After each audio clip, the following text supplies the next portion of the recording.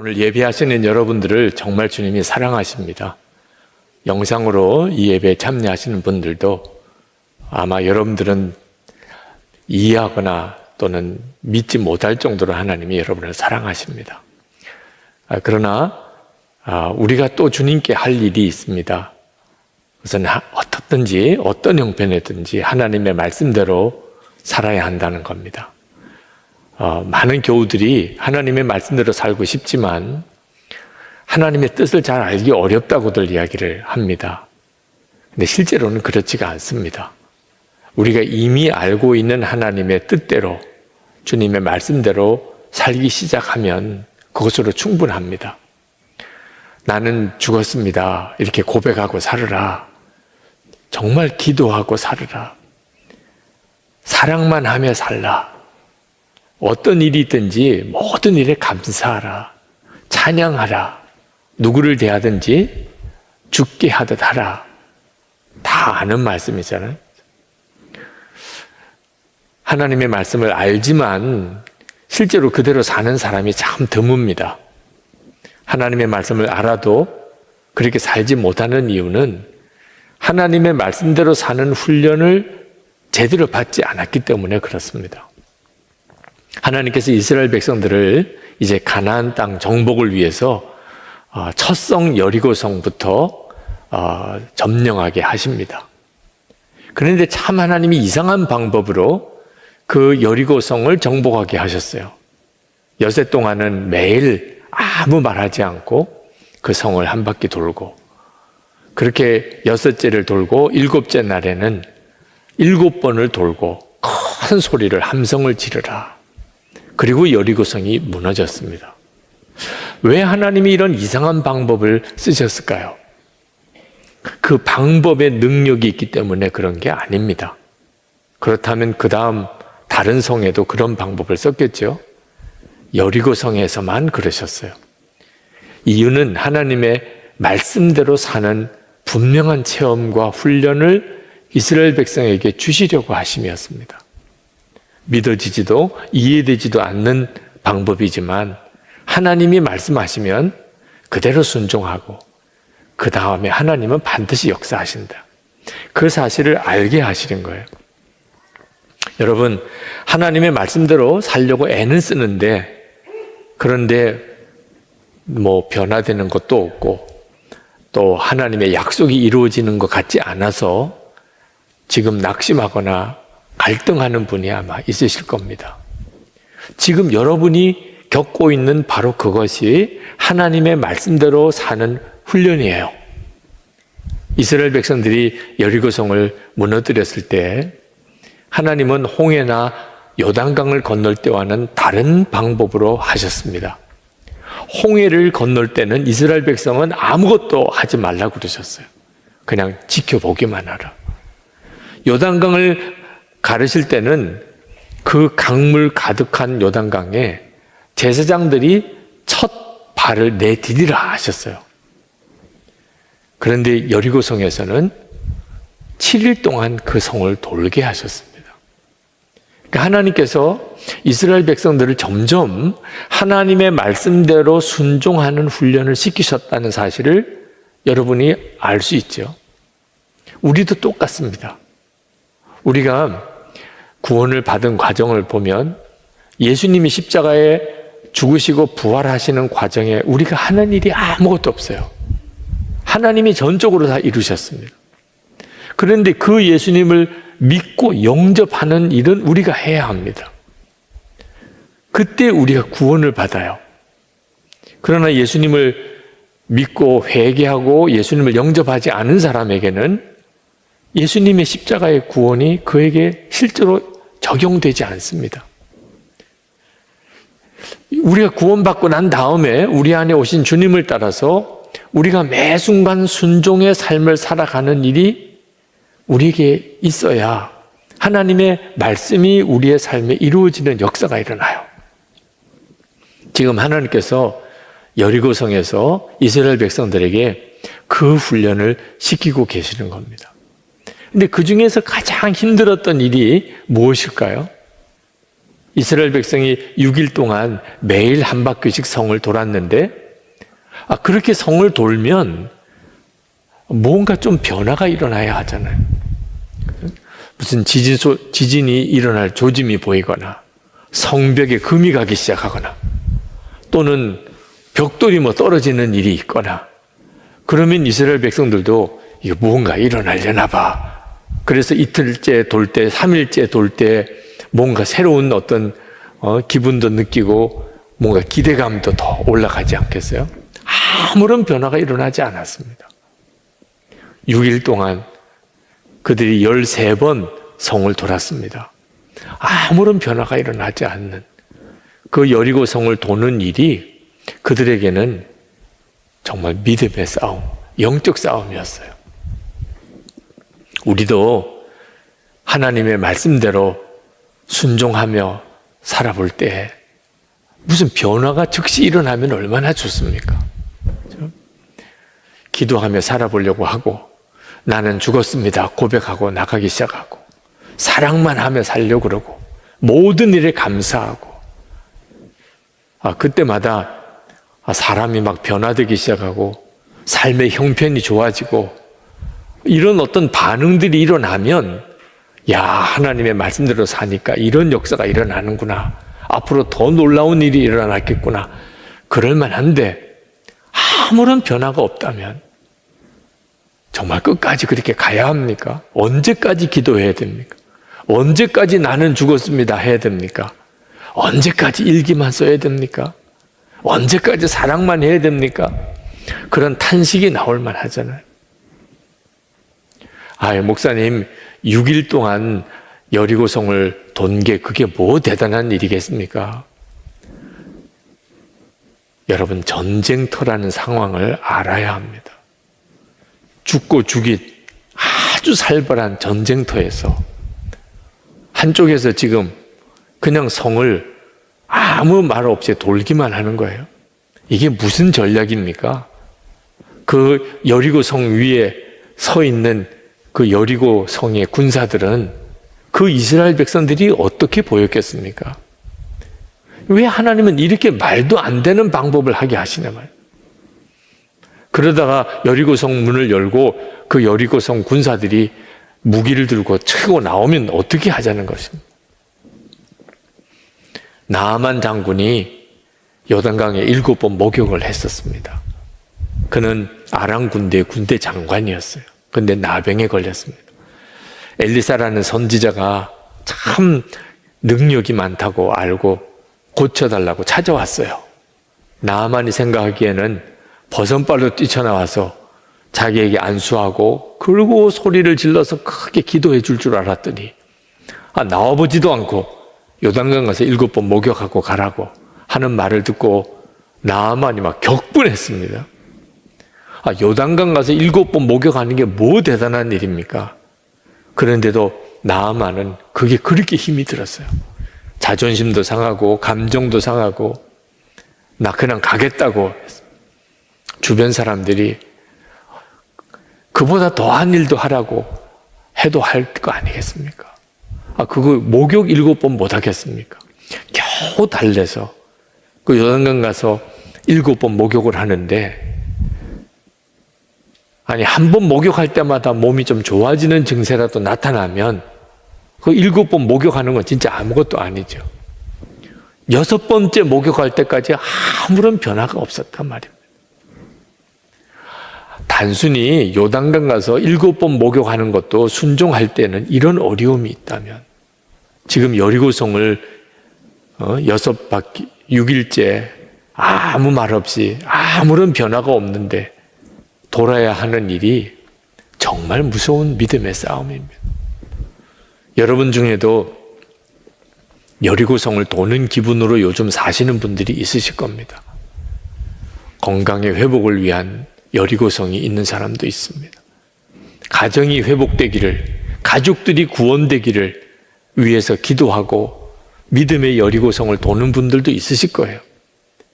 빚에 눌리고 가난에 찌들려서 하나님 정말 먹고 사는 정도뿐만 아니고 진짜 돕고 사는 자가 되게 해주세요. 재정적인 문제로 지금 여리고성을 도는 분들도 있을 겁니다. 사명 때문에 하나님 그 약속하신 성령의 충만함을 주십시오. 그리고 여리고성을 도는 분들도 있으실 거예요. 여러분의 요즘의 심정이 어떻습니까? 변화가 없을 때, 믿음으로 순종을 했는데 변화가 없을 때, 그때 우리에게 있어서 가장 정말 힘든 순간을 맞이하는 거죠. 여러분 꼭 기억해야 합니다. 반드시 7일째가 와요. 하나님께서 이스라엘 백성들에게 여리고를 한 바퀴씩 그냥 돌라고 말씀하셨지만 그들이 끝까지 순종하고 나갔을 때 결국 7일째 여리고성은 무너집니다. 20절 말씀에 보면 하나님은 그 약속을 이루세요. 제사장들이 나팔을 불었다. 그 나팔 소리를 듣고서 백성이 일제히 큰 소리로 외치니 성벽이 무너져 내렸다. 백성이 일제히 성으로 진격하여 그 성을 점령하였다. 우리의 삶에도 하나님의 말씀에 순종하면 반드시 여리고성은 무너집니다. 그리고 하나님의 이름이 주변에 많은 사람들에게 드러나요. 27절 말씀에 주님께서 여호수아와 함께 계셨으므로 그의 명성이 온 땅에 두루 퍼졌다.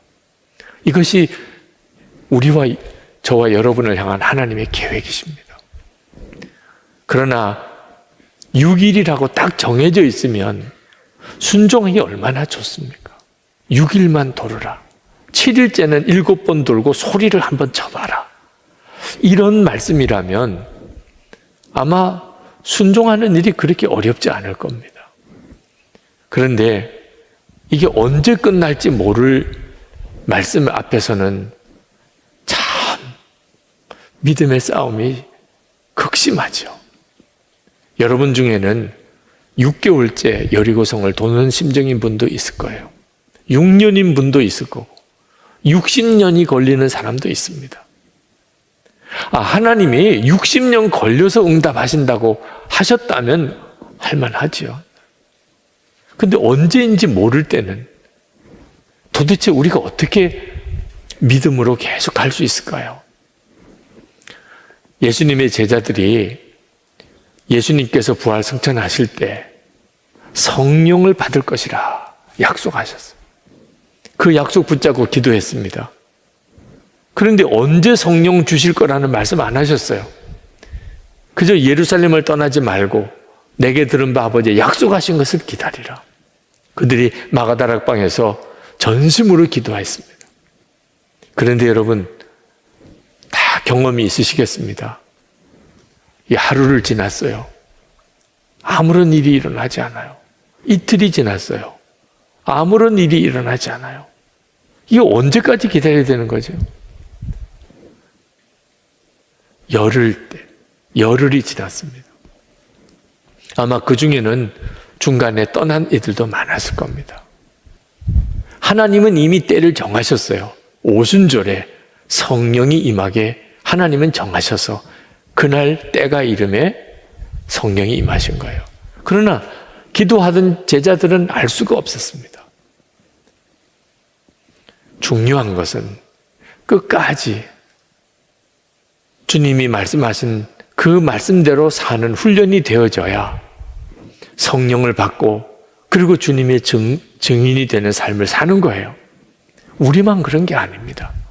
아브라함도 그랬고 모세도 그랬고 요셉도 그랬고 다윗도 그랬고 아무런 변화가 없는 그런 기간 동안 하나님의 약속의 말씀을 붙잡고 살았던 다 증인들입니다.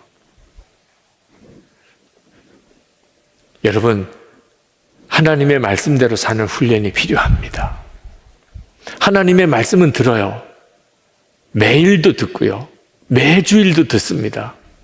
근데 실제로 하나님의 말씀대로 사는 자들은 참으로 적습니다. 하나님의 말씀대로 사는 분명한 체험과 훈련이 안 됐기 때문에 그렇습니다. 매일의 삶, 우리가 계속 부딪히는 일들을 하나님의 말씀대로 사는 훈련이라고 믿으셔야 돼요.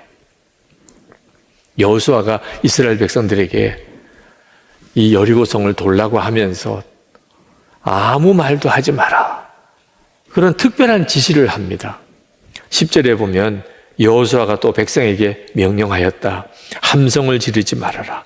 너희 목소리가 들리지 않게 하여라. 한마디도 입 밖에 내지 말고 있다가 내가 너에게 외쳐라 하고 명령할 때에 큰 소리로 외치라. 왜 여호수아가 이스라엘 백성들에게 아무 말을 하지 못하게 했을까요? 이스라엘 백성들은 불평과 원망을 하다가 그들의 부모 세대가 광야에서 다 죽은 사람들입니다. 불평과 원망에 찌들려 있었던 사람들이었어요. 13번 여리고성을 돕니다. 아무런 변화가 없고 성 위에 있는 그 군사들은 조롱하는 상황. 그럴 때 한번 상상해 보십시오. 얼마나 불평하고 원망하는 말이 잘 나오겠습니까? 이게 뭐야? 이게 도대체 무슨 전쟁하는 방법이야? 이거 언제까지 이렇게 해야 되는 거야? 뭐 아무런 일도 일어나지 않잖아. 저러다가 저 사람들이 칼 들고 창 들고 달려 나오면 어떡해? 만약에 이런 식으로 불평과 원망이 나왔다면 그들은 끝까지 여리고성을 못 돌았을 거예요. 그래서 여호수아가 아무 말을 하지 말라. 그런데 그 말을 하지 말라고 그래서 말을 안 하는 것이 이게 대단한 일이에요. 여러분도 다 짐작이 가시죠? 네. 내가 이런 말 하면 안 되는데 그 불쑥 튀어나오잖아요. 부부 사이에도, 부모 자녀 사이에도, 가족들 사이에도, 교우들끼리도 말실수로 인한 시험이 얼마나 많습니까? 감사만 하라, 사랑만 하라, 믿음으로 말하라, 나는 죽었습니다 고백하라. 아무 말 하지 마. 그런다고 그게 되는 것 자체가 놀라운 거죠. 본래 이스라엘 백성은 그런 사람들이 아니었단 말입니다. 요단강을 건너고 세례를 받고 할례를 받고 유월절을 지키고 그러면서 그들이 훈련이 된 거예요. 우리도 믿음으로 살고 하나님의 말씀대로 사는 일에 훈련이라고 정말 생각해야 합니다. 매일매일이 주님 바라보고 살자. 항상 예수님 내 마음에 계신 것을 믿고 무슨 말이든지 무슨 행동이든지 하자. 그렇게 살아야 돼요. 우리에게 있어서 너무너무 중요한 문제예요. 여러분, 실제로 이제는 더 못 견디겠어요. 이제는 더 순종하기 힘들어요. 그런 심정일 때 도대체 이스라엘 백성들은 어떻게 말 한마디도 없이 6일 동안 순종하고 7일째 7번 성을 돌 수 있었을까?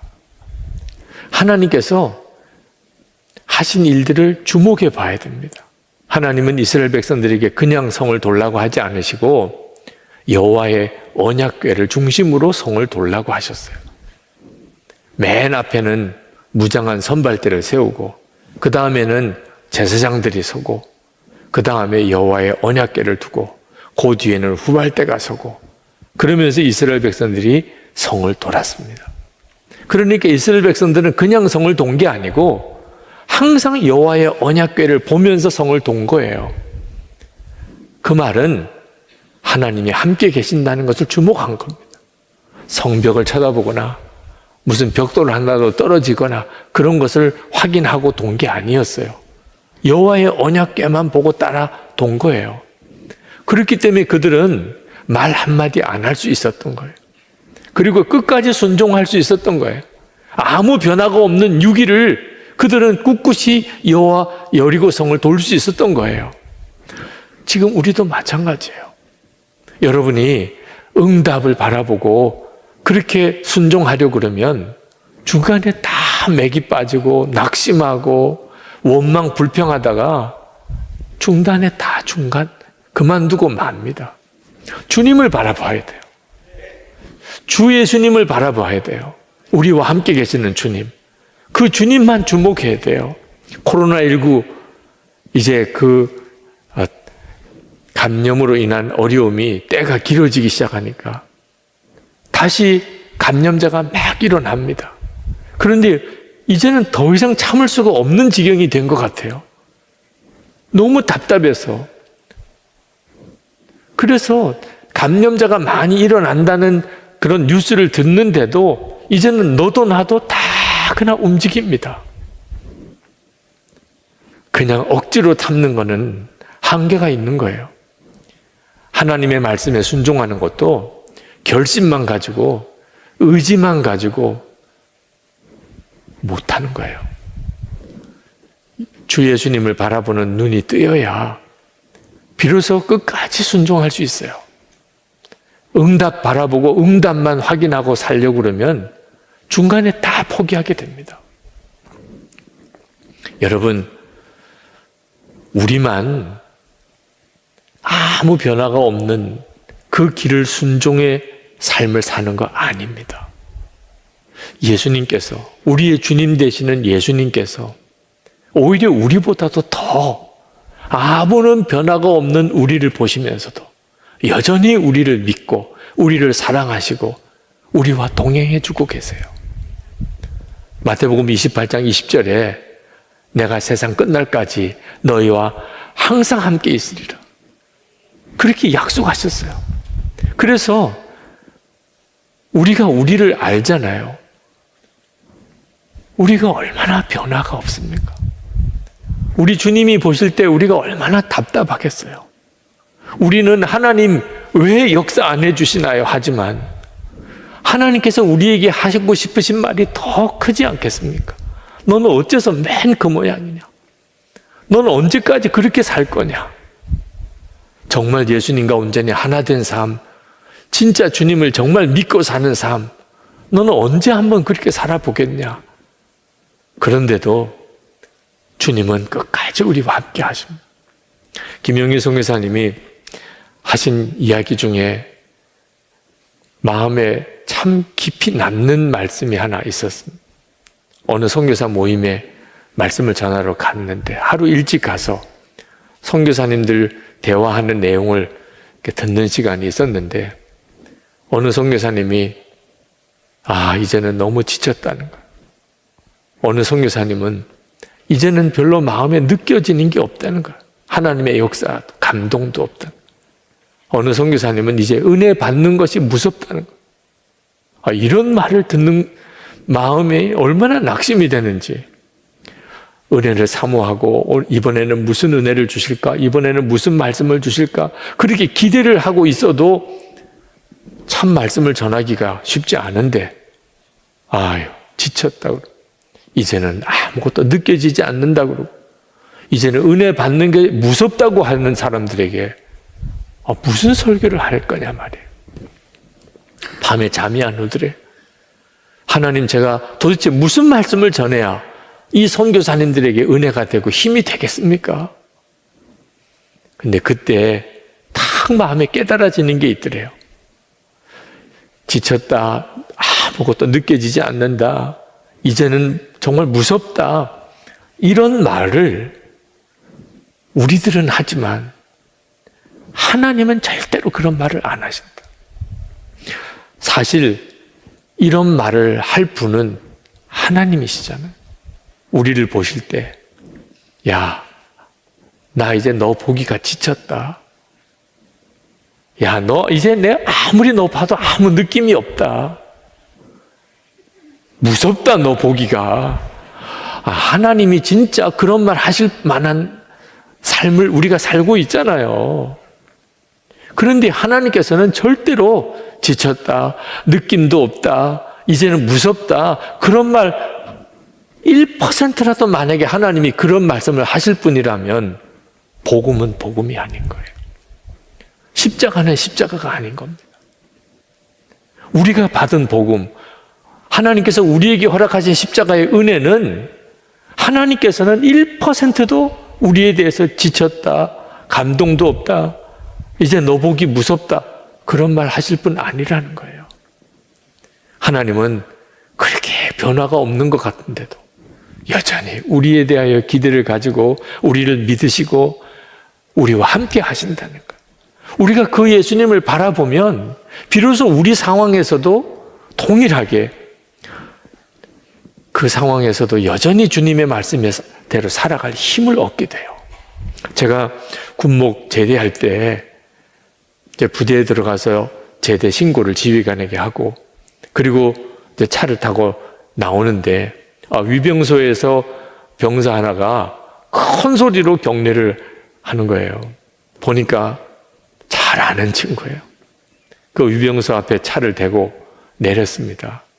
그랬더니 저를 보고는 아주 반갑게 이야기를 해요. 목사님, 제대하신다고 들었습니다. 저도 10월에 제대입니다. 한 달 뒤에 제대라는 거예요. 그 친구를 끌어안고 얼마나 정말 기쁜지. 그 친구는 소위 관심사병이었어요. 그렇게 자살하려고 몇 번의 자살 시도를 한 친구예요. 입대할 때부터 문제였어요. 대대장님이 저에게 그 친구를 부탁을 하더라고요. 이 친구를 군법으로 그냥 처리하면 이 친구의 인생은 다 망가집니다. 어떻든지 하여튼 제대 잘 할 수 있도록 그렇게 지켜주면 좋겠는데 목사님 밖에는 책임져 줄 사람이 없습니다. 그러고는 저에게 맡기는 거예요. 그 친구와 상담하고, 그리고 함께 기도하고, 그 친구 격려하고, 그러면서 이제는 제대할 때가 된 거예요. 정말 잘했다. 너무 고맙다. 그리고 축복기도 하고, 그리고 차를 타고 이렇게 나오는데 제 마음속에 한편으로는 너무 감사하면서 동시에 너무 미안하더라고요. 여러 번 포기할 뻔했거든요. 안 되나 봐. 얘는 안 되나 봐. 난 못하겠어. 여러 번 그랬습니다. 몇 번 약속을 어기고. 아니, 기다려주는 것도 한계가 있는 거지. 근데 그때마다 하나님께 기도하면 하나님께서는 더 사랑하라는, 절대 포기하지 말라는, 아무리 생각해도 더 이상 가능성이 없는데 또 찾아가고, 또 속은 뻔히 알면서도 또 받아주고. 포기했으면 어떻게 했을 뻔했냐는 거예요. 안 된다고 그냥 내 생각으로 그때 중단했으면 어떻게 할 뻔했냐는. 한편으로는 그랬던 생각을 가졌던 것 자체가 너무 미안하더라. 여러분, 우리가 끝까지 6일의 삶을, 아무 변화가 없는 6일의 삶을 걸을 수 있는 힘은 우리를 포기하지 않으시고 함께 하시는 주님을 바라보는 것에서 오는 겁니다. 여러분 중에는 지금 3일째 걸으시는 분들도 있으세요. 어떤 분은 지금 6일째 아침을 맞이한 분도 있을 거예요. 이제 곧 7일째가 오지만 우리가 그걸 알 수가 없어요. 오늘 어떤 청년이, 목사님, 저는 계속 1일째만 반복하고 있습니다. 그래도 좋아요. 그러나 여러분 아셔야 돼요. 반드시 7일째가 옵니다. 여리고성은 무너져요. 하나님의 약속이에요. 우리가 그동안에 워낙 하나님의 말씀대로 사는 훈련이 안 되어 있었기 때문에 어색해 보이고 처음에는 미숙하고 실패도 하는 거예요. 여러분, 주님 바라보고 사는 삶을 진짜 살아보세요. 믿음이 달라지는 역사를 경험합니다. 생각이 바뀌어요. 보는 것이 달라져요. 결국은 하나님의 역사를 증거하게 되어 있습니다. 지금 우리에게는 어떤 뜻에서는 앞으로 다가올 엄청난 일을 준비해야 되는 기간인지도 몰라요. 여러분도 다 나이가 들어갑니다. 나이가 든다는 게 뭘 의미하는지 그때 가서야 알게 돼요. 하나님 말씀대로 사는 훈련이 안 된 사람은 그 나이 드는 거 하나도 견뎌내지를 못해요. 상황이 지금보다 더 어려워질 수도 있어요. 근데 그 상관하지 마세요. 주님이 함께 계시는 것이 믿어지냐? 주님이 나에게 뭐라고 말씀하는 말씀이 들리냐? 그게 중요한 거예요. 그러면 충분해요. 반드시 하나님은 역사하십니다. 이제 우리 같이 기도하십시다. 하나님, 제가 여리고성을 지금 돌고 있습니다. 아무런 변화가 없는 것 같지만 분명히 주님은 이렇게 하라 저렇게 하라 말씀하시니 제가 갑니다. 나는 죽었습니다. 오늘도 고백합니다. 1시간 기도, 그 길을 갑니다. 사랑만 하라. 아멘입니다. 감사하고 찬송하라. 한밤중에 찬송하는 자가 되겠습니다. 하나님의 역사가 저를 통해 드러나기 원합니다. 주위에 있는 모든 이들이 살아계신 하나님을 보게 되기를 원합니다. 여리고성이 무너지는 그날이 주님 오게 하시옵소서. 통성으로 우리 기도합시다. 오늘 우리에게 주시는 하나님의 말씀은 여호수아 7장 1절에서 26절이고 봉독은 1절에서 15절까지 하겠습니다. 이스라엘 자손이 전멸시켜서 주님께 바쳐야 할 물건을 잘못 다루었다. 유다 지파에서 세라의 증손이요 삽디의 손자요 갈미의 아들인 아간이 전멸시켜서 주님께 바쳐야 할 물건을 가져갔기 때문에 주님께서 이스라엘 자손들에게 진노하셨다. 여호수아가 여리고에서 베델 동쪽 베다웬 곁에 있는 아이성으로 사람들을 보내면서 그들에게 올라가서 그 땅을 정탐하라고 지시하니 그 사람들이 올라가서 아이성을 정탐하였다. 그들이 여호수아에게 돌아와서 이렇게 말하였다. 모든 백성을 다 올라가게 할 필요가 없을 것 같습니다. 2,000명이나 3,000명만 올라가도 아이성을 칠 수 있습니다. 모든 백성이 그 성을 치느라고 다 수고할 필요가 없을 것 같습니다. 성 안에 있는 사람들의 수가 얼마 되지 않습니다. 백성 가운데서 약 3,000명이 그리로 올라갔다. 그러나 그들은 도리어 아이성 사람에게 패하여 도망쳐왔다. 아이성 사람은 이스라엘 사람을 36명쯤 죽이고 성문 앞에서부터 스바림까지 추격하여 비탈길에서 그들을 쳤으므로 백성이 간담이 서늘해졌다. 여호수아는 슬퍼하면서 옷을 찢고 주님의 궤 앞에서 얼굴을 땅에 대고 엎드려서 저녁 때까지 있었다. 이스라엘의 장로들도 그를 따라 슬픔에 젖어 머리에 먼지를 뒤집어 썼다.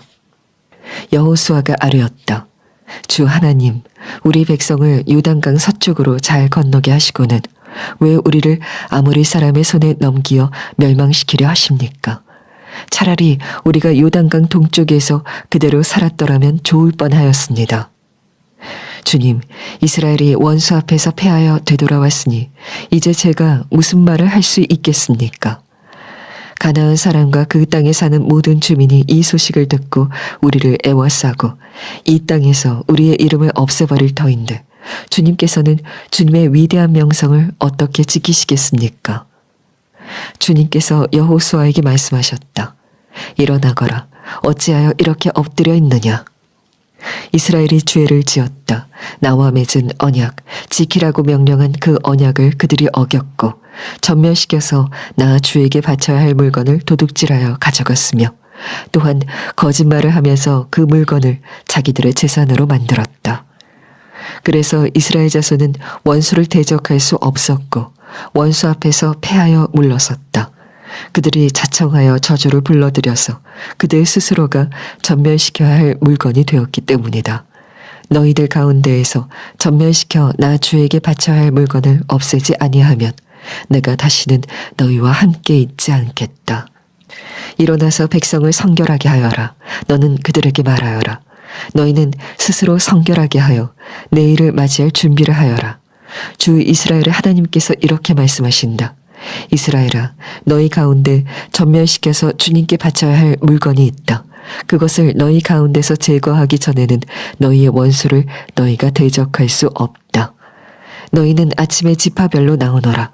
주님께서 주사위로 뽑으신 지파는 가문별로 가까이 나오고 주님께서 주사위로 뽑으신 가문은 집안별로 가까이 나오고 또한 주님께서 주사위로 뽑으신 집안은 장정별로 가까이 나오너라. 전면시켜서 주님께 바쳐야 할 물건을 가져간 사람이 주사위로 뽑히면 그에게 딸린 모든 것과 함께 그를 불에 태우겠다. 그가 주님의 언약을 어기고 이스라엘에서 수치스러운 일을 저질렀기 때문이다. 우리 한국 교회는 하나님의 기름 부으시는 성령의 역사를 체험한 교회입니다. 그래서 세계 선교사의 유래를 찾아보기 어려운 그런 교회가 되었습니다. 1907년 또 그전에는 1903년부터 하나님께서 한국 교회에 강력한 회개의 부흥을 허락하셨습니다. 1907년 평양 부흥의 시발점을 길선주 장로님의 회개 고백에서부터 찾는 사람이 많습니다. 실제로 1906년에 한국에 온 그 집회를 인도하는 목사님들이 영국과 인도 등지에서 강력한 부흥이 일어났다는 소식을 전해 주었습니다. 한국에 온 선교사님들과 우리 한국교회 지도자들이 한국에도 하나님께서 부흥을 주시기를 간절히 갈망하는 마음이 생겼습니다. 그래서 1907년 평양 장대현 교회에서 신년 집회를 시작을 하게 되었는데 좀처럼 성령의 역사가 임하지 않는 겁니다. 그 집회 마지막 집회 길선주 장로님 그 교회의 담임 목사님과 같은 직책이죠. 그분이 설교하러 나와서 자기 죄를 고백을 한 겁니다. 내가 아간입니다. 하나님께서 나 같은 사람 때문에 축복하실 수가 없습니다. 우리 가운데 부흥을 주실 수가 없습니다. 그러면서 아주 충격적인 고백을 했습니다. 자기의 친구가 세상을 떠날 때 큰 유산을 자기에게 맡겼다는 겁니다. 아내는 경제적으로 무능하고 자녀들은 아직도 어리니 맡아 있다가 그리고 가족들에게 전해달라고 그렇게 맡겨진 재산의 상당 부분을 자기가 가로챘다는 거죠. 믿어지지 않을 만큼 참 부끄러운 죄이지만 그 고백을 하는 순간에 그 고백을 듣는 교인들의 가슴이 다 자기 죄로 인하여 크게 찔림을 받았습니다. 저분조차도 저럴 정도라면 내 죄는 얼마나 큰가. 그리고는 이어서 이 자백이 계속 이어지는 겁니다. 내가 아간입니다. 내가 바로 그 아간입니다. 그날 새벽 2시까지 사람들이 가지 않고 사람들 앞에서 자기의 죄를 자백하는 집회가 계속되었고 이것이 강력한 회개의 부흥으로 한국교회를 완전히 뒤집어 놓았습니다. 자, 한국교회 가장 처음 부흥이 임했을 때 그 회개 때 거론되었던 인물 아간, 성경에 나오는 죄인 중에 가장 대표적이라고 말할 수 있는 죄인인 아간, 도대체 그가 어떤 사람이고 어떤 죄를 지었다는 건가? 오늘 여호수아 7장에 나옵니다. 이스라엘 백성이 요단강을 건너고 여리고성을 무너뜨리고 그리고 그 다음 성이 아주 작은 아이성입니다. 정탐꾼이 가보니까 이스라엘 군사가 다 올라갈 필요도 없습니다. 3,000명만 올라가서 쉽게 이길 줄 알았는데 그만 졌습니다. 그때 여호수아는 하나님의 궤 앞에서 꼬꾸라져서 울면서 하나님께 기도했습니다. 여호수아 마음은 두렵기도 하고 너무너무 낙심이 되었습니다. 그동안에 이스라엘 백성하면 가나안 족속이 다 간담이 녹는 존재였습니다. 싸울 엄두가 나지 않는 기적의 족속이었기 때문에. 그런데 아이성 전투에 졌다는 소문이 이제 전해지고 나면 그러면 가나안 족속은 용기백배하게 됩니다. 싸워볼 만하네. 이스라엘 백성은 간담이 서늘해졌습니다. 이제 요단강 건너와서 여기서 꼼짝없이 우리는 다 전멸하겠구나. 도대체 하나님 왜 이렇게 하시는 겁니까? 여호수아로서는 도무지 이해가 안 되는 겁니다. 하나님이 전혀 이스라엘 백성을 돕지 않으셨던 겁니다. 아이성 전투에서의 그 실력이 그게 이스라엘의 진짜 실력이었습니다.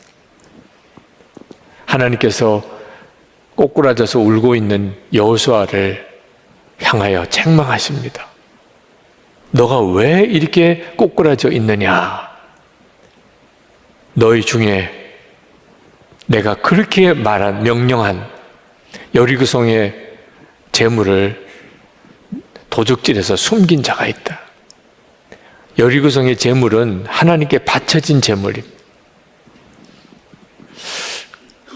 여호수아가 깜짝 놀랐어요. 그래서 이스라엘 백성을 모으고 도대체 누가 여리고성의 재물을 숨겼느냐? 아무도 나오질 않아요. 제비를 뽑습니다. 12지파 중에 유다 지파가 뽑혔습니다. 그 유다 지파 중에 세라 가문이 뽑혔습니다. 그 세라 가문 중에 삽디 집안이 뽑혔습니다. 삽디 집안의 장정들이 나이 많은 사람부터 청년까지 쫙 늘어서서 제비를 뽑았는데 아간이 뽑힌 거예요. 여호수아가 아간에게 묻습니다. 너 도대체 무슨 일을 했느냐? 그때서야 아간이 제가 여리고성에 들어가서 거기 아주 아름다운 외투를 보고 그리고 은 20세겔, 200세겔 그리고 50세겔 되는 금덩어리 하나를 제가 제 장막 밑에 숨겼습니다. 그 고백을 한 거예요.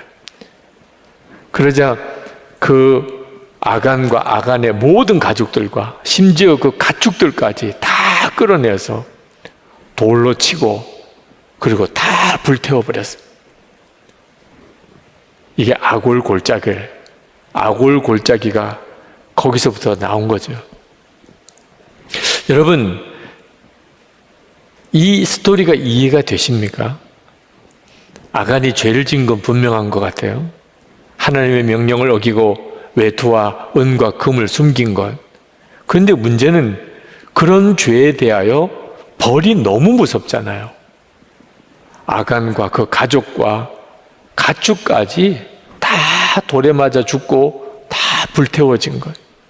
아니요, 이렇게까지 끔찍한 죄인가 하는 겁니다. 여기에는 아간의 고백을 들어볼 필요가 있습니다. 20절에 아간이 이렇게 고백합니다. 아간이 여호수아에게 대답하였다. 제가 진실로 주 이스라엘의 하나님께 죄를 지었습니다. 아간이 여리고성에 있는 물건 얼마를 훔친 죄가 아니고 하나님께 죄를 지었다. 이렇게 고백을 했어요. 이 여호수아 7장에 보면 바친 물건이라는 말이 무려 8번이 반복이 됩니다. 이 말은 여리고성에 있는 모든 재물과 사람은 다 하나님께 바친 물건이라는 뜻입니다. 여호수아 6장에서 하나님께서 이스라엘 백성들에게 아주 엄히 말씀합니다. 이 여리고성은 하나님께 바쳐져야 된다는. 그 말은 무슨 뜻이냐면 누구도 그 어떤 것도 손대면 안 된다. 그 여리고성에 있는 사람, 가축, 거기 있는 금은보화 어떤 것도 다 하나님께 바쳐졌기 때문에 다 불태워버려야 된다. 그리고 그렇게 한 겁니다. 그런데 아간이 거기에 손을 댄 거예요. 그러니 아간은 그저 물건 얼마를 훔친 게 아니고 불태워버려야 될 하나님께 드릴 재물을 가지고 있었던 겁니다. 그러니 그 재물을 가지고 있는 아간과 그 가족 집안이 다 불태워져야 되는 거예요. 불태워져야 될 물건을 가지고 있었으니까. 아니, 물건을 훔칠 게 따로 있지. 하나님께서 다 불태워버리는 그 물건을 자기 장막에 숨겼으니, 그러니 아간과 그 가족과 가축까지 다 돌에 맞아 죽고 불태워진 거예요. 이 죄가 정말 무서운 죄입니다. 제가 이 말씀을 묵상하면서 여리고성이 무너졌을 때 여리고성의 재물들이 얼마나 많았겠습니까? 그 큰 성에. 그런데 그 여리고성의 재물에 손을 댄 사람이 아간밖에 없었다. 저는 이게 믿어지지 않을 정도로 놀라워요. 사람은 누구나 다 탐심이 있잖아요. 아간이 그 재물을 숨기는 걸 보면 누구나 다 은근슬쩍 숨길 수 있다는 뜻이거든요. 그저 탐나는 거, 뭐 금덩이나 은덩이, 금은 보화 등 몇 가지 그냥 자기 주머니에 넣을 수도 있다는 뜻이에요. 그런데 어쩌면 한 사람도 없었다. 아간 외에는. 이게 믿어지지 않는 일입니다. 그리고 생각해 보니까 그 상황이 그런 상황이었다. 그게 깨달아져요. 지금 이스라엘 백성이 요단강 강둑까지 물이 가득 차던 요단강이 한순간에 말라버렸습니다. 그때 그 이스라엘 백성들은 얼마나 놀랐을까요? 그 요단강을 건넜습니다. 그리고는 할례를 받았어요. 그 할례 받을 때 그 통증이 아마 여전히 그들 속에 느껴짐이 있었을 거예요. 그리고 여리고성이 그 엄청난 그 성이 소리 한번 확 질렀다고 다 무너졌어요.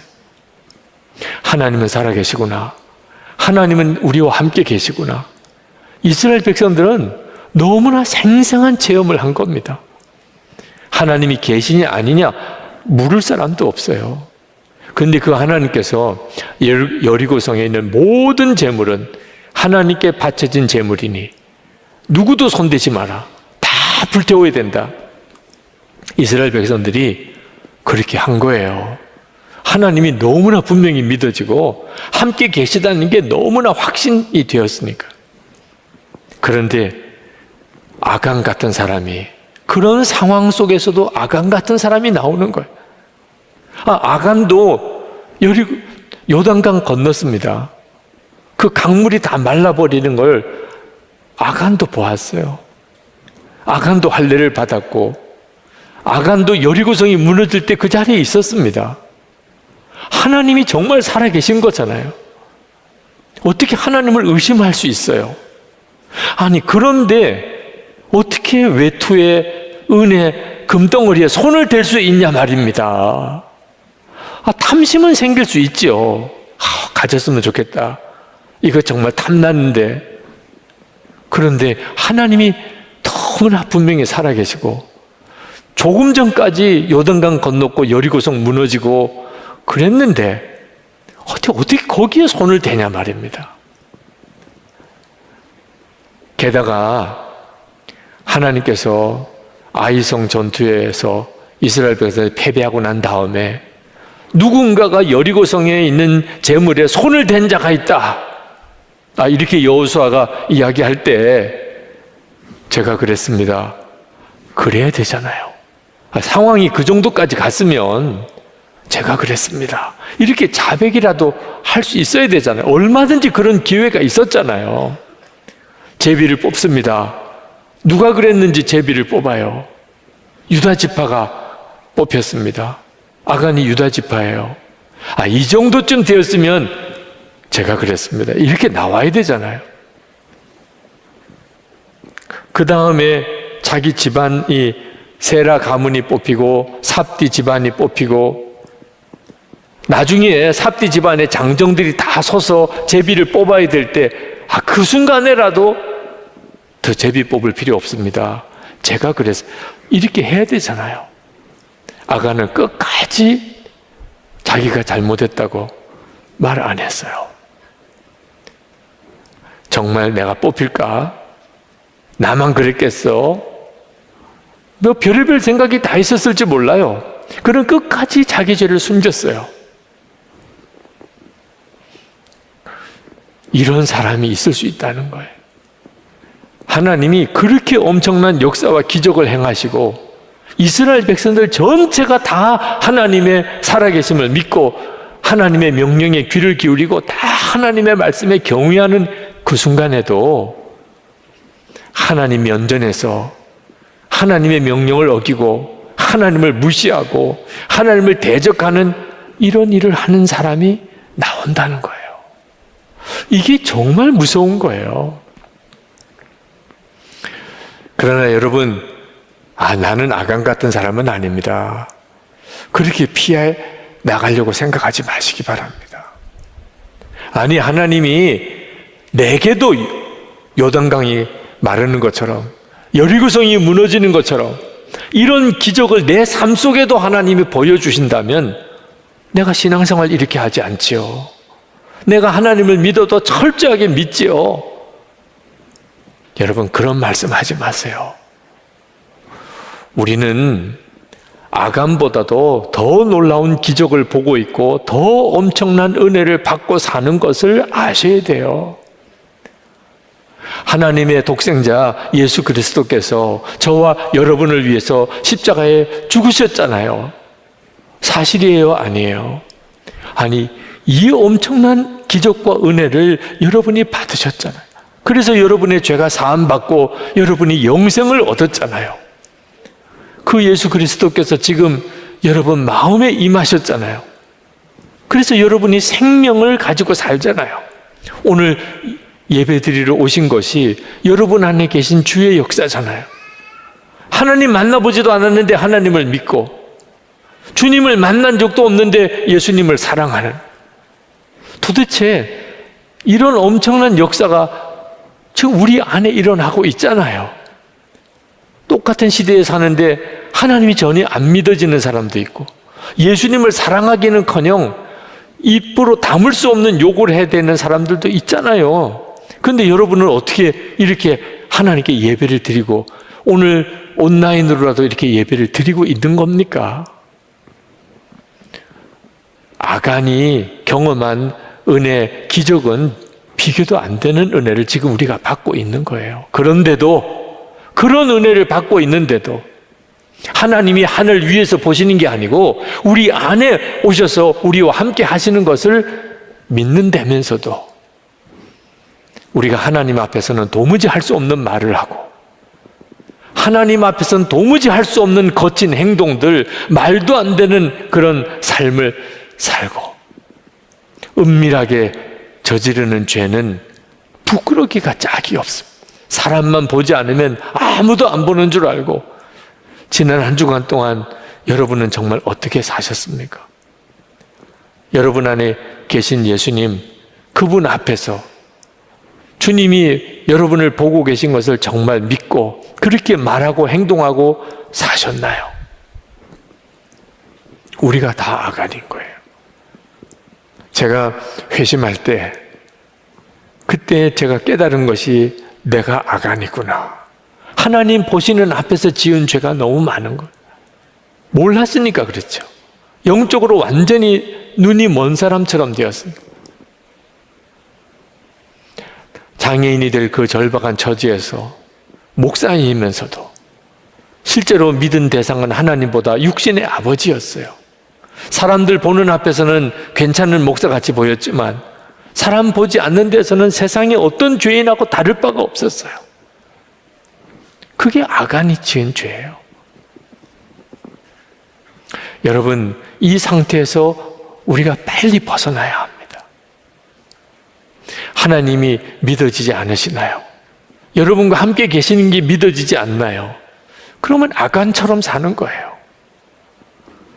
탐심에 그 외투와 은, 금 몇 개에 그만 하나님을 대적하는 겁니다. 그거 붙잡으면 불태워 죽는 거예요.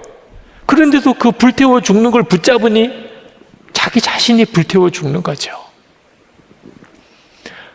우리가 얼마나 영적으로 무지한지, 얼마나 어리석은지, 탐심에, 거짓말에, 욕심에, 음란에 우리가 얼마나 영적으로 눈이 먼 사람인지 여러분 아셔야 합니다. 이스라엘에서 유학하시던 어느 목사님께서 그 목자와 만나서 대화하면서 들은 이야기를 하시더라고요. 한 번은 그 양들의 먹이가 되는 그 깻묵을 보관해 놓은 창고에 불이 난 거예요. 그 깻묵에 불이 붙으니까 고소한 냄새가 막 퍼지기 시작합니다. 그 냄새를 맡고 양떼들이 불이 난 창고로 막 몰려드는 겁니다. 털에 불이 붙으면 양들은 죽거나 심각한 상처를 입게 돼요. 목자로서 밀려드는 양떼를 어떻든지 창고에 접근하지 못하게 하느라고 막대기를 들고 그 양들을 막고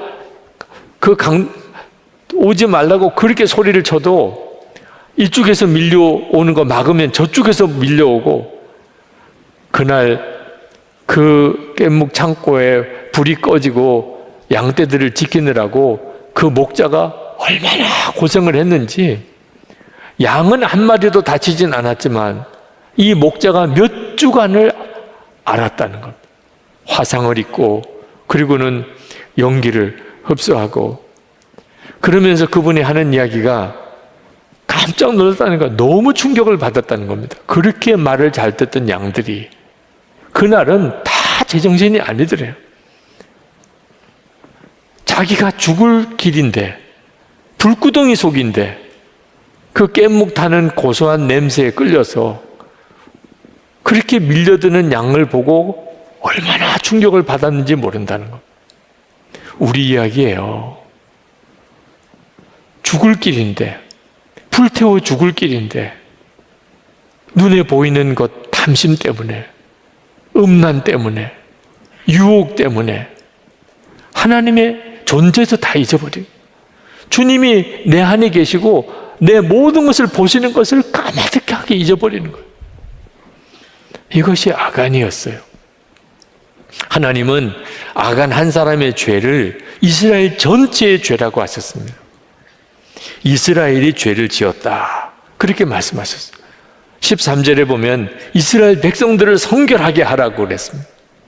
하나님께서는 아간 한 사람을 제거하는 것이 하나님의 뜻이 아니었어요.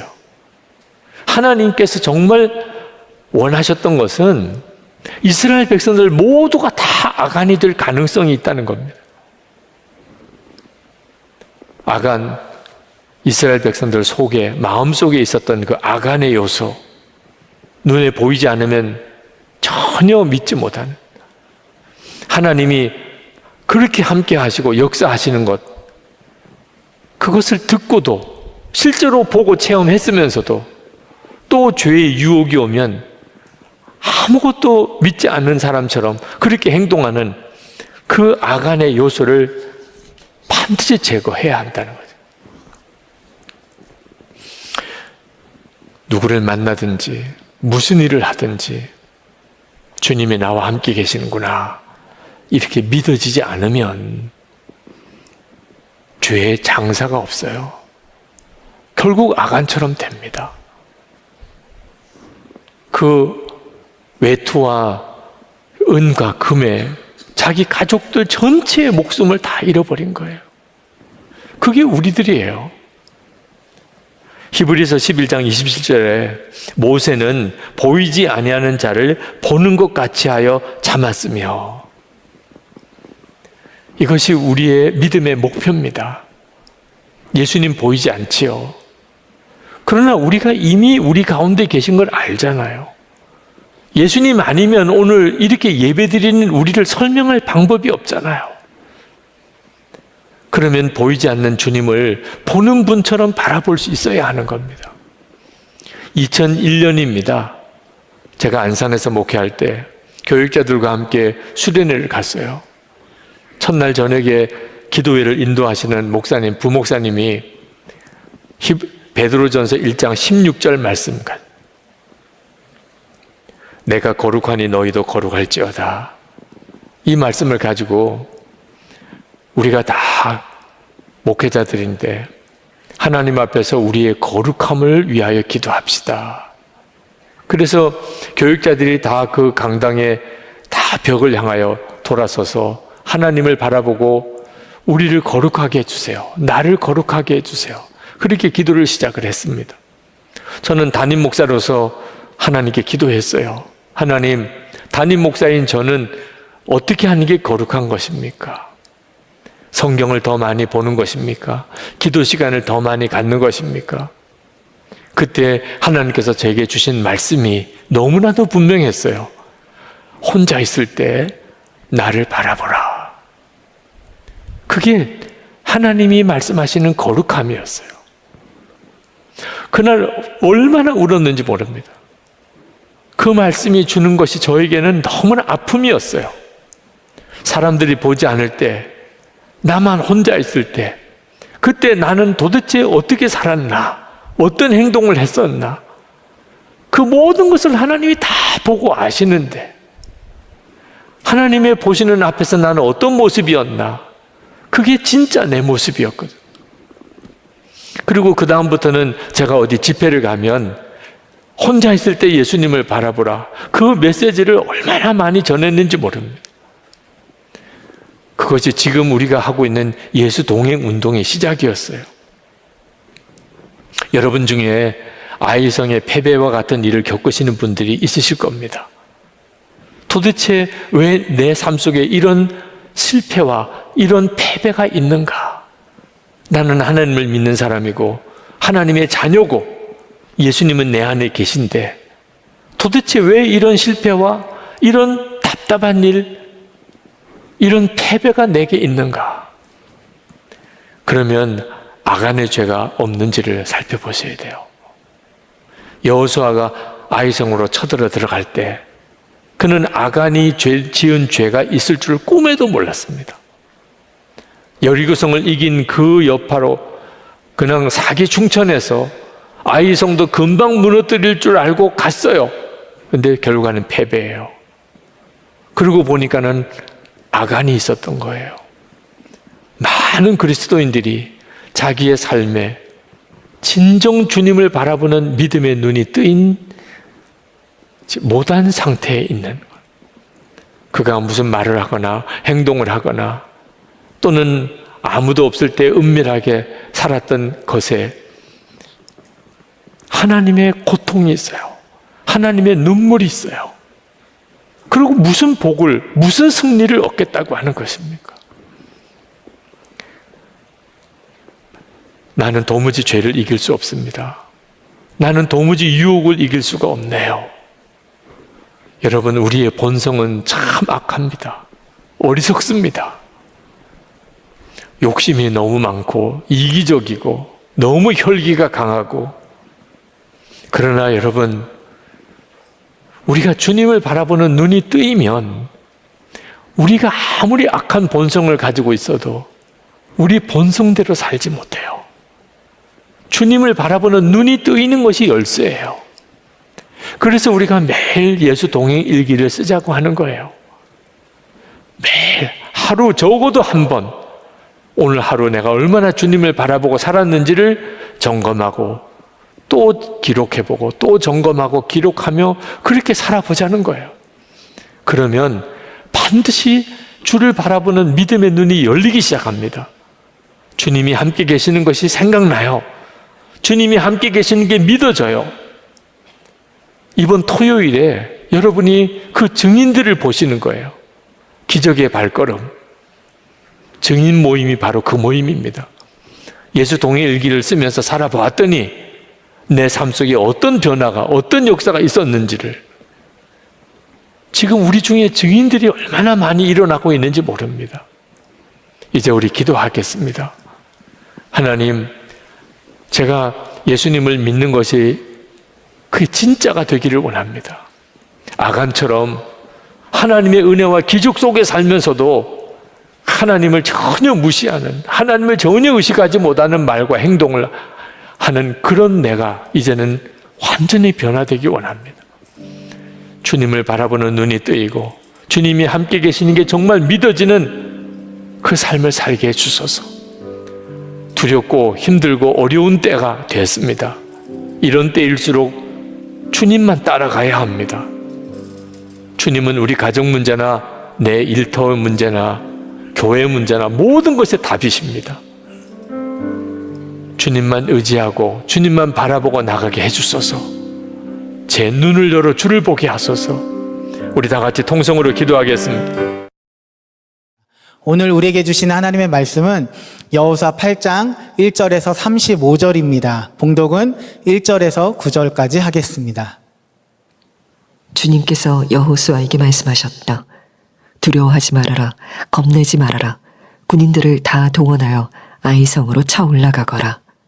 보아라, 내가 아이의 왕과 백성과 성읍과 땅을 다 내 손에 넘겨주었다.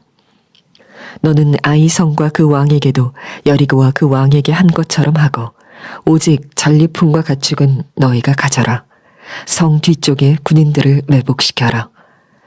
여호수아가 군인들을 다 동원하여 아이 성으로 쳐 올라갔다.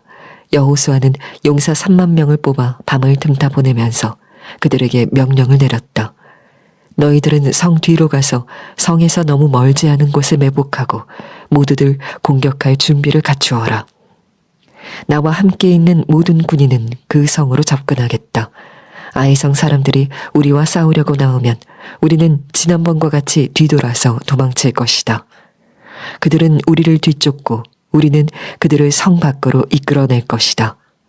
그들은 도망하는 우리를 보고서 자기들끼리 지난번과 같이 우리 앞에서 도망한다고 말할 것이다.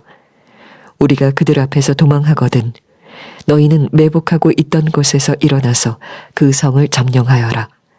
주 너희 하나님이 그 성을 너희의 손에 넘겨주실 것이다.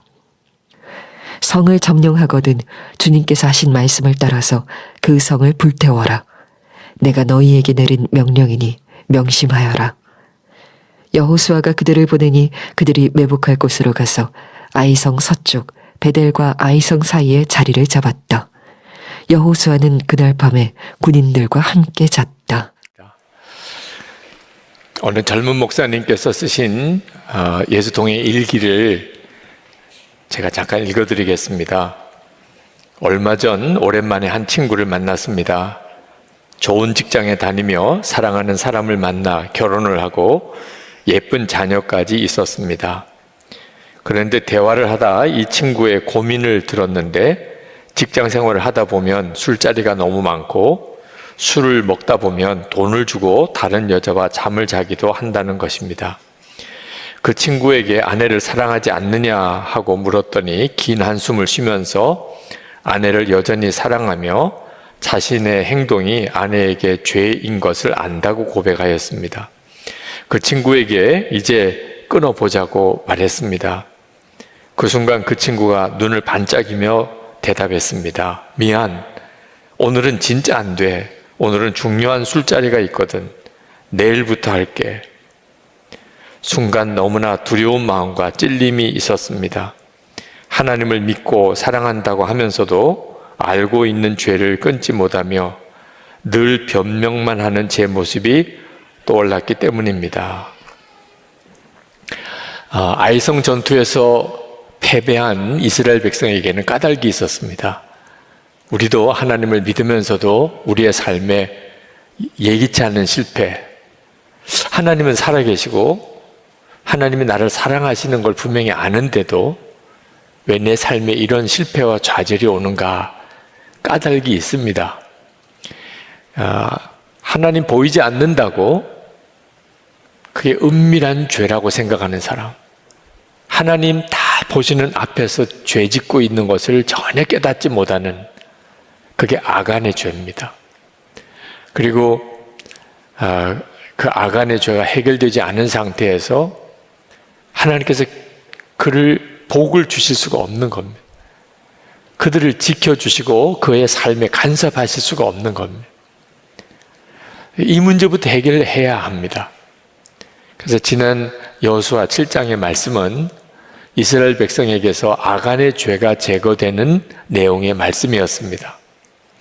지난주 말씀을 전할 때 마음이 무거울 수밖에 없죠. 우리 안에 있는 아간의 죄가 제거되어야 되는 말씀이었으니까요.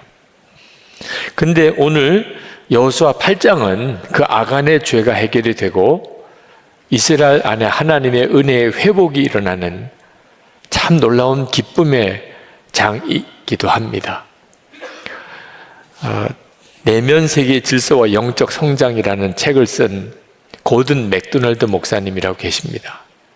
미국의 그레이스 채플이라는 아주 유명한 교회 담임 목사님이기도 했는데 그 목사님이 어느 날 교인들 앞에 자기가 간음했던 것에 대한 고백을 하고 전격적으로 교회를 사임을 했습니다.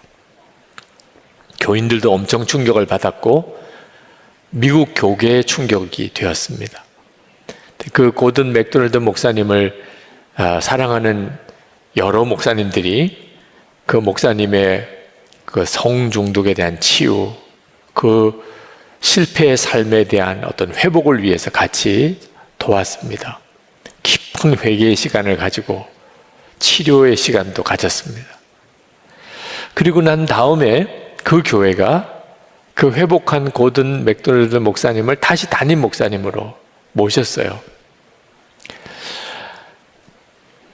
그 목사님에게는 엄청난 사실 실패 경험이었지만 영적으로 대단히 깊은 사람이 되었습니다. 여러분도 혹 아시겠습니다만 빌 클린턴 대통령, 미국 전 대통령이 성추문으로 그가 탄핵의 위기까지 갔었죠. 그때 그 클린턴 대통령을 상담해주고 또 그 회복을 위해서 섬겼던 일도 감당하셨던 분입니다. 그분이 아내와 함께 책을 쓰면서 그 책에서 이렇게 썼습니다. 우리는 정상에 섰습니다. 그동안의 길은 길고도 험했습니다. 그러나 아주 귀중한 경험이었습니다. 우리는 산 등성이에 피인 야생화를 보면서 목마르면 바위 틈에서 솟아나는 샘물을 마시면서 꾸준히 걸어왔습니다. 여기저기서 우리는 우리의 삶을 수술하기도 했습니다. 우리는 낭떠러지에 떨어지기도 했습니다. 그러나 우리는 또 일어섰습니다. 이제 드디어 정상에 올랐습니다. 우리는 산 정상에서 함께 기뻐하며 서로를 바라봅니다. 그러나 아직도 우리가 올라야 할 산 등성이가 또 앞에 놓여 있는 줄 압니다. 그러나 우리는 함께 감당할 것입니다. 이 고든 맥도날드 목사님처럼 우리도 우리의 삶 속에 크고 작은 실패를 계속 경험합니다. 근데 중요한 것은 그 실패를 디디고 다시 은혜를 회복하는 것입니다. 이것이 많은 성도들의 실제적인 삶의 간증이기도 합니다. 아이성의 실패 후에 이스라엘 백성에게는 그 아간의 죄가 제거되는 참 고통스러운 시간을 갖습니다. 그러나 아간의 죄만 제거된 게 아니었어요. 이스라엘 백성들이 전적으로 하나님을 의지하는 태도의 회복이 있었습니다. 여리고성이 무너졌을 때 그건 하나님의 전적인 역사였습니다. 이스라엘 백성이 한 일이라고는 함께 소리 지르는 것밖에 없었어요. 그리고 하나님께서 그 여리고성이 완전히 무너지게 만들었습니다.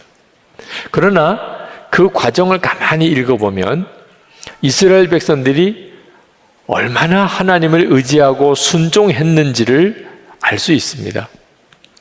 그들은 여리고성을 돌 때 아침 일찍 일어났습니다. 하나님께서 아무 말을 하지 말라고 그래서 그들은 아무 말을 하지 않고 성을 돌기만 했습니다. 마지막 날에는 7번을 돕니다. 그리고 소리 지르라고 그래서 소리를 지릅니다. 그리고 여리고성이 무너진 거예요. 여호와의 언약궤가 항상 그들이 돌 때 그들의 중심에 있었습니다. 그들은 여리고성을 무너뜨릴 때 그렇게 했었다고요.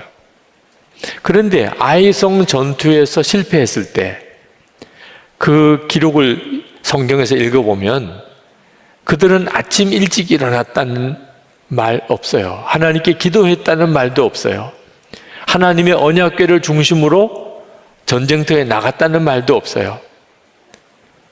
그들은 자기들이 아이성을 얼마든지 무너뜨릴 수 있다고 생각했던 것 같습니다. 우리가 난공불락인 여리고성도 무너뜨렸다고, 아유, 이 정도 아이성쯤이야. 완전히 그런 기분이었습니다. 여러분, 이것은 영적인 뿌리로 보면 보이지 않는다고 하나님을 전혀 의식하지 못하고 그렇게 은밀한 죄를 지은 아간의 죄와 사실 같은 것입니다. 하나님이 보이지 않는다고 하나님을 의지하거나 하나님께 묻거나 하나님께 순종하는 태도가 없이 그래서 자기 지혜, 자기 능력, 자기 경험 가지고 문제를 해결하려고 하는 태도, 그게 아이성 전투의 실패 이유였습니다. 근데 이제는 완전히 달라졌어요.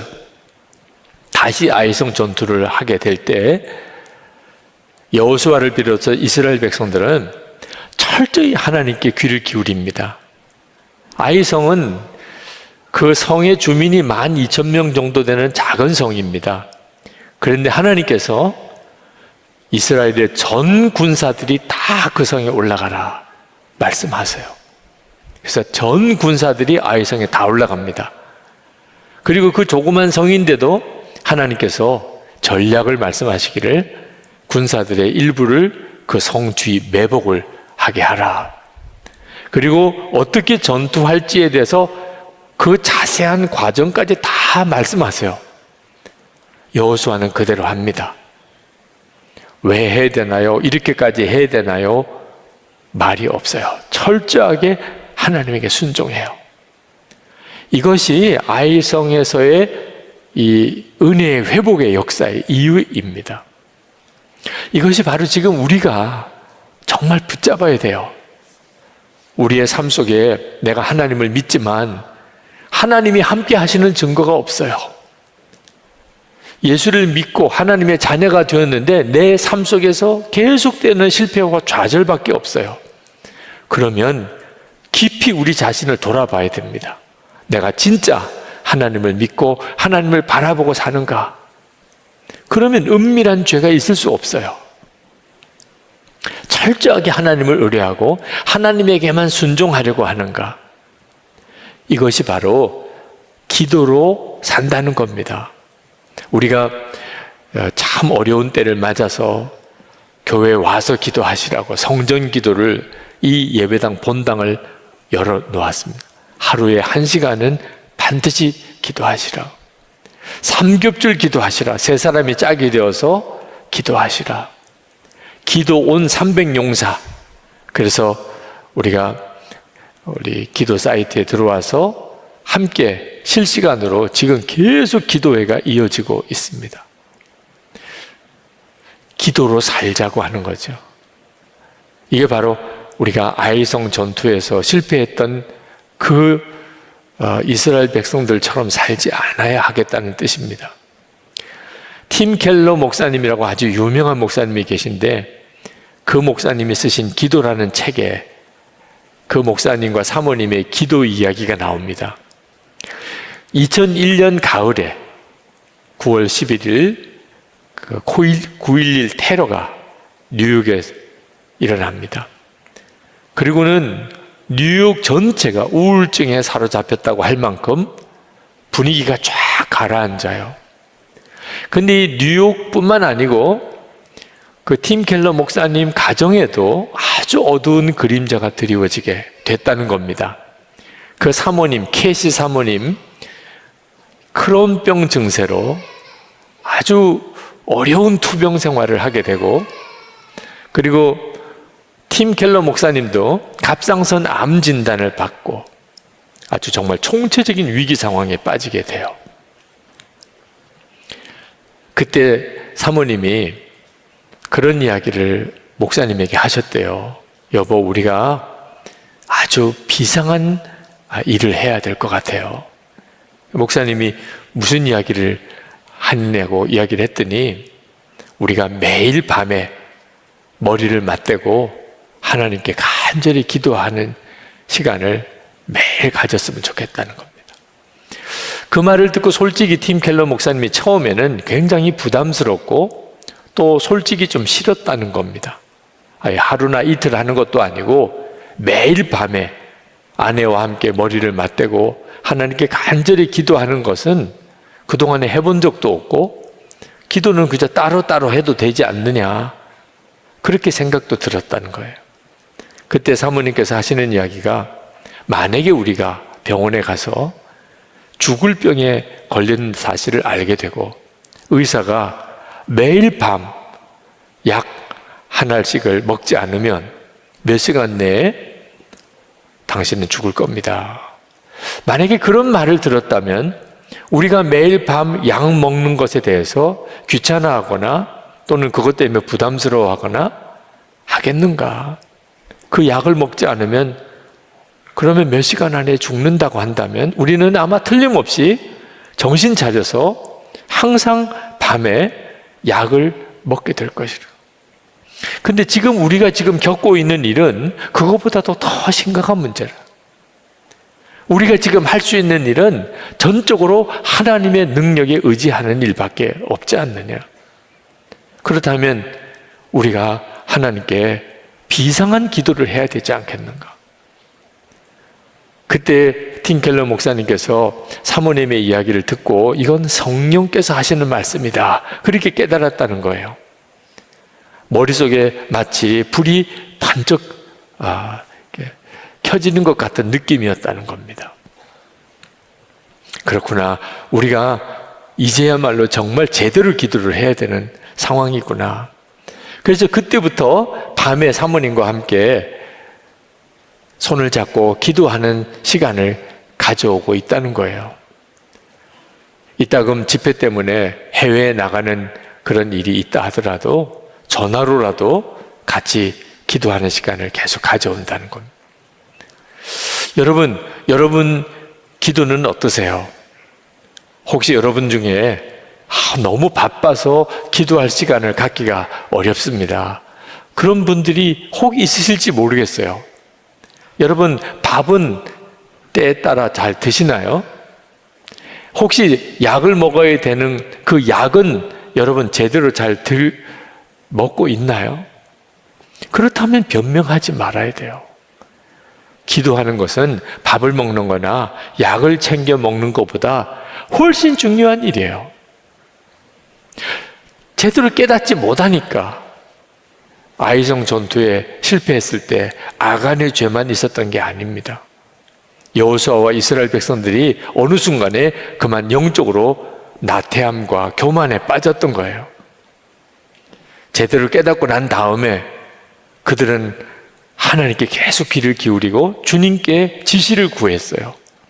우리가 그렇게 살아야 할 상황인 것입니다.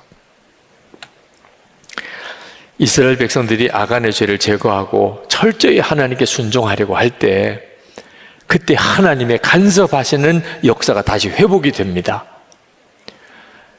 이스라엘 백성들이 아이성에 쳐들어 들어갔습니다. 군사들 일부는 뒤에 매복을 했죠. 네, 아이성 군사들이 나와서 싸움이 시작이 됐는데 일부러 패배한 것처럼 후퇴하기 시작을 합니다. 하나님이 그렇게 하라고 가르치셨어요. 그랬더니 아이성 안에 있는 군사들이 이스라엘이 이번에도 패배하는 건 줄 알고 그냥 성 밖으로 몰려 나오는 거예요. 아주 이번에 끝장을 보겠다, 그들 생각에는 그렇게 생각했겠죠. 그런데 군사만 나온 게 아니고 아이성 주민들까지 다 쫓아나왔습니다.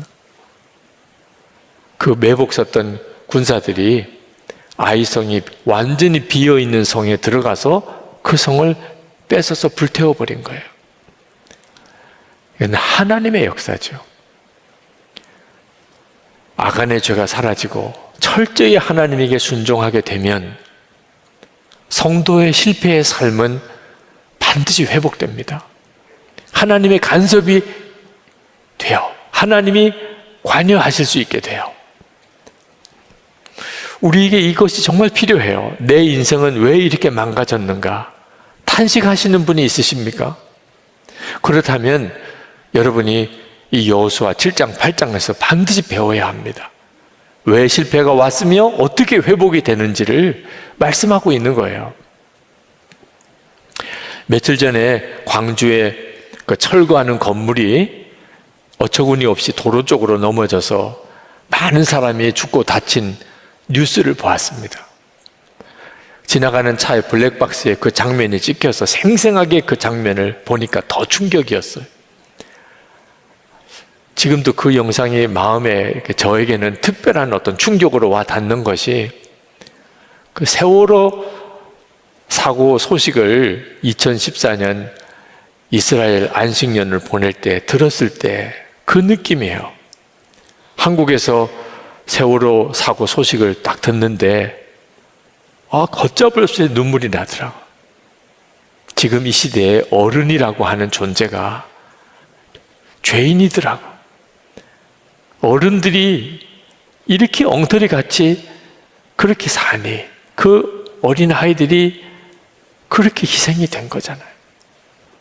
왜 우리는 배우지 못할까? 사고가 생기고 사건이 생기면 항상 뒤따라오는 게 인재다, 안전불감증이다. 그런데 매번 똑같은 그런 대형 사고가 또 터지고 또 터지는 거예요. 실패를 하는 것보다 더 중요한 것이 그 실패 뒤에 배우고 깨닫는 거거든요. 근데 이번에 코로나19로 인해서 우리 한국의 방역 대책이 세계적으로 화제가 되었습니다. K-방역이라고까지 알려질 정도로 우리나라 국민들에게는 상당한 자부심이 되기도 했어요. 우리나라가 보통 이런 나라가 아니었는데 어떻게 이렇게 되었을까? 2015년 메르스 사태 때 그때 질병관리본부가 그때 그 실패의 경험을 정말 귀중한 교훈을 삼았던 것입니다.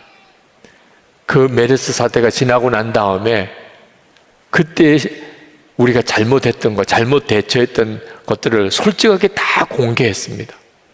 그리고 전문가들을 중심으로 위원회를 구성하고 그 실패의 여러 원인들 그리고 그 자료들 다 수집해서 그리고 원인 분석도 하고 세미나도 하고 그리고 대책도 같이 논의하고 그리고 백서를 만들었습니다. 그런데 이번에 코로나19 확산이 시작이 됐을 때 그때 만들어진 매뉴얼이 너무나 소중하게 쓰여진 거예요. 감염자들 파악하는 거, 그 동선을 파악해서 빨리 공개하는 거, 그리고 그 환자들이 생긴 환자들을 위해 병상 확보를 하는 거, 뭐 이런 내용들을 다 그때 매뉴얼이 나왔던 겁니다. 이런 감염증 확산이 일어나면 이렇게 대처한다. 여러분, 우리가 지금 하나님을 믿는 우리의 신앙생활이 이렇게 가야 하는 겁니다. 실패할 수 있어요. 우리가 참 엉터리 같습니다. 하나님을 믿으면서도 또 하나님을 안 믿는 아주 모순된 신앙생활을 하고 살았어요. 그러니 실패할 수밖에 없는 거죠. 아이성의 실패 같은 일들을 계속 겪는 겁니다. 근데 중요한 것은 그때 빨리 깨달아 알아야 한다는 겁니다. 내게 혹시 보이지 않는 하나님이라고 하나님 보시는 앞에서 죄 짓는 이런 아강 같은 죄가 없나? 내가 하나님을 철저히 의지하지 않는 내 눈에 보기에 작아 보인다고 그렇게 내 마음대로 그렇게 했던 일은 없나? 여러분 돌아봐야 돼요. 저는 이번에 우리 교육관 건축 완공이 하나님의 은혜라고 고백하는데 그저 빈말로 하는 게 아닙니다. 그저 교회에서 늘 상투적으로 쓰는 말이 하나님의 은혜입니다 이렇게 하는데 저는 정말 하나님의 은혜라고 고백해요. 왜냐하면 이 교육관 건축 과정에 사실 큰 대형 사고가 하나 있었습니다. 교회 앞에 있는 건물이 다 무너지고 수많은 사람이 죽고 다치고 아마 이 광주에서 일어났던 것 비슷하게 아마 뉴스에 보도가 되고 이럴 일이 벌어졌어요. 그런데 정말 하나님이 도와주신 거예요. 그저 건물 수리나 조금 해드려도 되고 죽은 사람, 다친 사람 한 사람도 없이 그런 큰 사고가 어쩌면 그렇게 아무 일도 없었던 것처럼 지나갈 수 있었을까?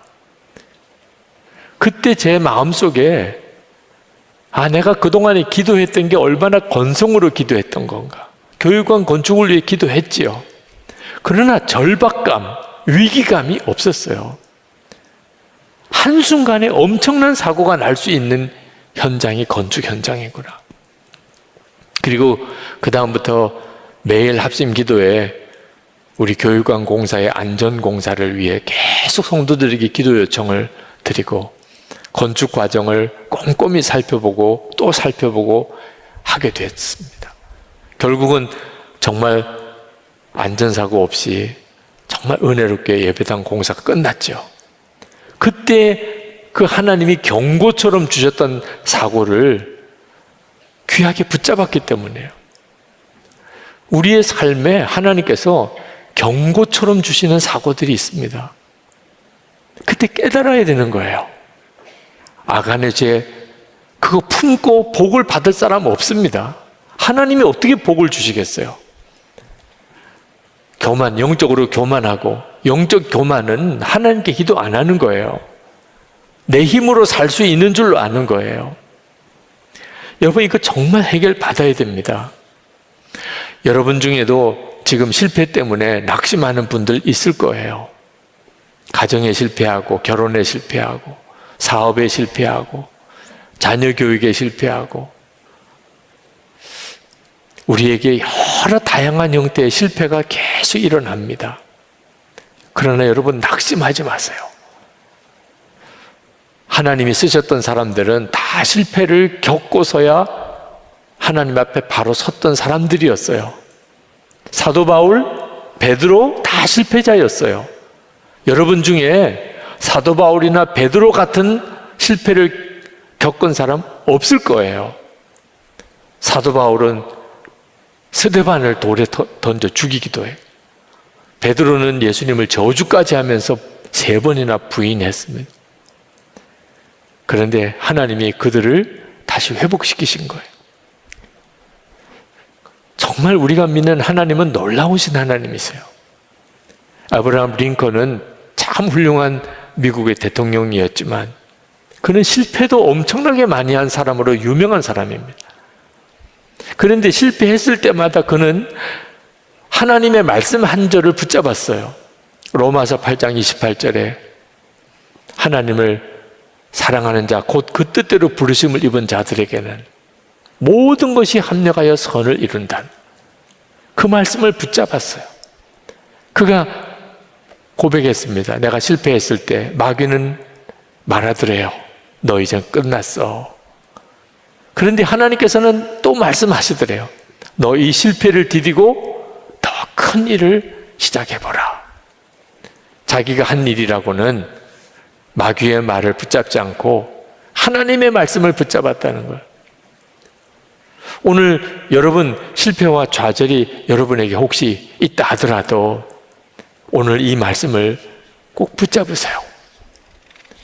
하나님의 기적은요, 우리의 생각과 계획을 뛰어넘습니다. 여러분, 정말 하나님이 복을 주실 수 있도록 살아야 돼요. 너무 당연한 이야기잖아요. 하나님이 복을 주실 수 있도록 살아라. 그런데 하나님은 우리의 마음과 생각까지 아시는 분이에요. 그러니 하나님을 기쁘시게 하는 일은 간단해요. 하나님을 기쁘시게 하는 생각을 하고 사는 거예요. 그게 뭐 그렇게 어렵습니까? 어떤 사건, 어떤 사고, 어떤 실패를 겪어도 하나님이 기뻐하는 생각을 하고 사는 거. 하나님이 다 아세요. 그런데 하나님이 기뻐하는 마음을 가지고 생각을 하는 것 자체가 어떤 때는 참 쉽지 않아요. 그래서 우리가 예수 동행 일기를 쓰는 거예요. 항상 주님을 기억하고 주님을 생각해 보려고 하는 것 자체가 우리의 생각을 바꾸더라는 거예요. 어제 예수 동행 일기를 썼던 지난 10년 돌아보는 증인 모임이 있었습니다. 도대체 어떤 변화가 일어날까? 정말 감격이었어요, 어제. 혹시 영상으로라도 꼭 한번 보시기 바랍니다. 우리의 마음과 생각이 달라지면 하나님의 역사가 달라집니다. 기도로, 오직 기도로 수많은 고아를 먹이고 살렸던 조지 밀러 목사님께서 그 당대의 그리스도인들에게 이렇게 호소했습니다. 사랑하는 그리스도인들이여, 모든 염려와 무거운 짐과 필요를 다 하나님께 맡기는 행복한 길을 가지 않으렵니까? 이 길은 나처럼 여러분에게도 열려 있습니다. 누구나 마음을 다하여 주님을 신뢰하고 주님께 모든 짐을 내려놓고 곤고한 날에 그분을 부르도록 초대와 명령을 받았습니다. 그리스도 안에 있는 형제들이여, 이렇게 살지 않으시겠습니까? 그러기를 진정으로 바랍니다. 여러분에게 어떤 어려움과 부족함이 있을지라도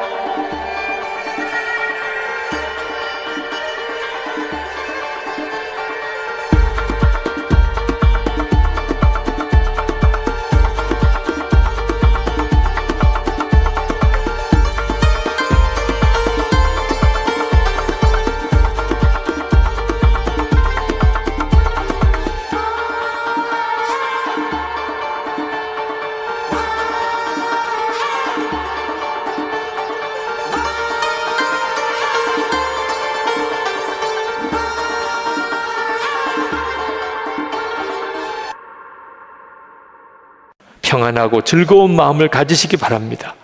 살아계신 하나님, 하늘 아버지가 여러분을 돌보시기 때문입니다. 이게 우리의 믿음이거든요. 아간의 죄가 있다면 여러분 그거 붙잡고 살 생각하지 마세요. 여러분 그거 정말 정리해야 합니다. 은밀한 죄가 없어요. 하나님이 다 아시는데. 우리는 예수님을 모시고 사는데 무슨 은밀한 죄라는 게 있습니까? 드러내놓고 죄 짓는 거예요. 드러내놓고. 그리고 매사에 하나님을 의지하는 겁니다. 주님께 묻고 주님께 순종하고 묻고 순종하고. 그러면 회복되지 않을 성도가 없습니다. 이제 우리 기도하실 때 하나님 내 삶을 회복해 주세요. 제가 제 실패에서 벗어나기 원합니다. 저도 살고 우리 가족도 또 우리 한국 교회도 하나님 실패해서 다시 하나님의 은혜를 회복하게 되기를 원합니다. 아간의 죄 분명하게 정리하겠습니다. 이제는 오직 주님 바라보고 순종하고 살겠습니다. 통성으로 기도하겠습니다.